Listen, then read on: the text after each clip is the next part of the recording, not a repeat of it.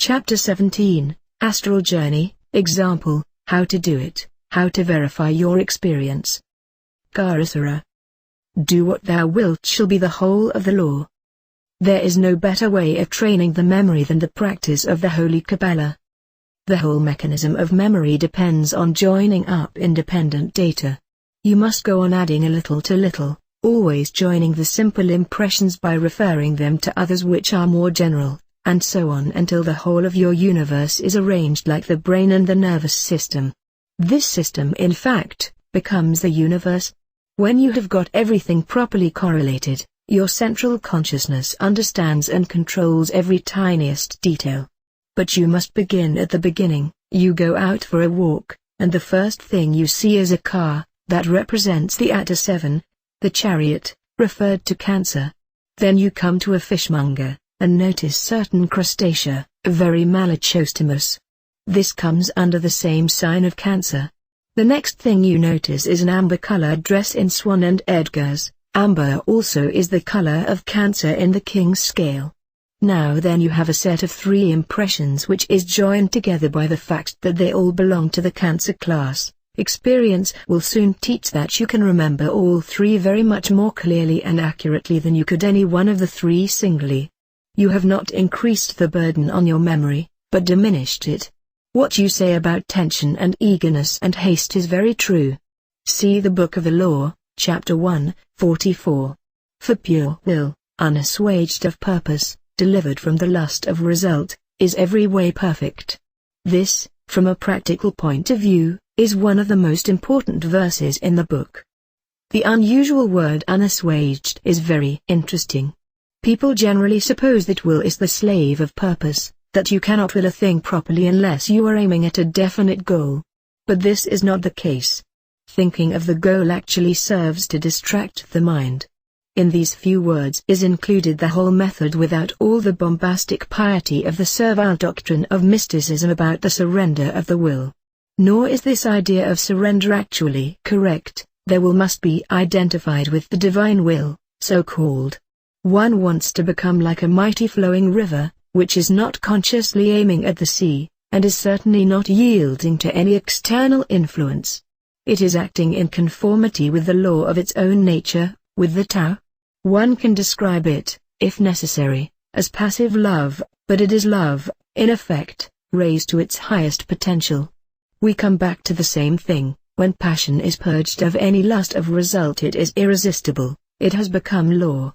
I can never understand why it is that mystics fail to see that their smarmy doctrine of surrender actually insists upon the duality which they have set out to abolish. I certainly have no intention of holding you down to a narrow path of work or any path. All I can do is to help you to understand clearly the laws of your own nature, so that you may go ahead without extraneous influence. It does not follow that a plan that I have found successful in my own case will be any use to you. That is another cardinal mistake of most teachers.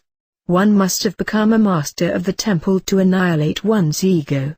Most teachers, consciously or unconsciously, try to get others to follow in their steps. I might as well dress you up in my cast-off clothing. In the steps of the master. At the feet of the master. Steward. Please observe that the further you get on, the higher your potential, the greater is the tendency to leak, or even to break the containing vessel. I can help you by warning you against setting up obstacles, real or imaginary, in your own path, which is what most people do.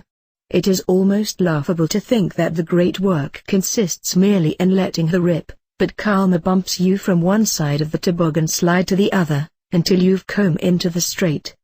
There's a chapter or 2 in the Book of Lies about this, but I haven't got a copy. I must find one, and put them in here. Yes, p. 22:1. O thou that sittest out upon the path, false is the phantom that thou seekest. When thou hast it thou shalt know all bitterness, thy teeth fixed in the Sodom apple. Thus hast thou been lured along that path, whose terror else had driven thee far away. O thou that stridest upon the middle of the path, no phantoms mock thee. For the stride's sake thou stridest. Thus art thou lured along that path, whose fascination else had driven thee far away. O thou that drawest toward the end of the path, effort is no more. Faster and faster dost thou fall, thy weariness is changed into ineffable rest. For there is no thou upon that path, thou hast become the way. As in the Yi King, the third hexagram has departed from the original perfection, and it takes all the rest of the hexagrams to put things right again. The result, it is true, is superior. The perfection of the original has been enhanced and enriched by its experience. There is another way of defining the great work. That explains to us the whole object of manifestation, of departing from the perfection of nothing towards the perfection of everything, and one may consider this advantage, that it is quite impossible to go wrong. Every experience, whatever may be its nature, is just another necessary bump. Naturally one cannot realize this until one becomes a master of the temple, consequently one is perpetually plunged in sorrow and despair. There is, you see, a good deal more to it than merely learning one's mistakes. One can never be sure what is right and what is wrong, until one appreciates that wrong is equally right. Now then one gets rid of the idea of effort which is associated with lust of result. All that one does is to exercise pleasantly and healthfully one's energies. It will not do to regard man as the final cause of manifestation. Please do not quote myself against me. Man is so infinitely small, in all these stars, determinate. Maker and master of them all, man is so infinitely great. 2. The human apparatus is the best instrument of which we are, at present, aware in our normal consciousness. But when you come to experience the conversation of the higher intelligences, you will understand how imperfect are your faculties. It is true that you can project these intelligences as parts of yourself, or you can suppose that certain human vehicles may be temporarily employed by them for various purposes, but these speculations tend to be idle. The important thing is to make contact with beings, whatever their nature, who are superior to yourself. Not merely in degree but in kind. That is to say, not merely different as a Great Dane differs from a Chihuahua, but as a buffalo differs from either. Of course you are perfectly right about the senses, though I would not agree to confine the meaning to the 5 which are common to most people. There must, one might suspect, be ways of apprehending directly such phenomena as magnetism, electrical resistance, chemical affinity and the like. Let me direct you once more to the Book of the Law, chapter 2, verses 70 to 72. There is help and hope in other spells. Wisdom says, be strong. Then canst thou bear more joy. Be not animal, refine thy rapture. If thou drink, drink by the 98 rules of art. If thou love, exceed by delicacy, and if thou do aught joyous, let there be subtlety therein. But exceed. Strive ever to more. And if thou art truly mine, and doubted not, and if thou art ever joyous! Death is the crown of all. The mystic's idea of deliberately stupefying and stultifying himself is an abomination unto the Lord. This, by the way, does not conflict with the rules of yoga. That kind of suppression is comparable to the restrictions in athletic training, or diet in sickness. Now we get back to the Kabbalah. How to make use of it. Let us suppose that you have been making an invocation, or shall we call it an investigation, and suppose you want to interpret a passage of Bach. To play this is the principal weapon of your ceremony.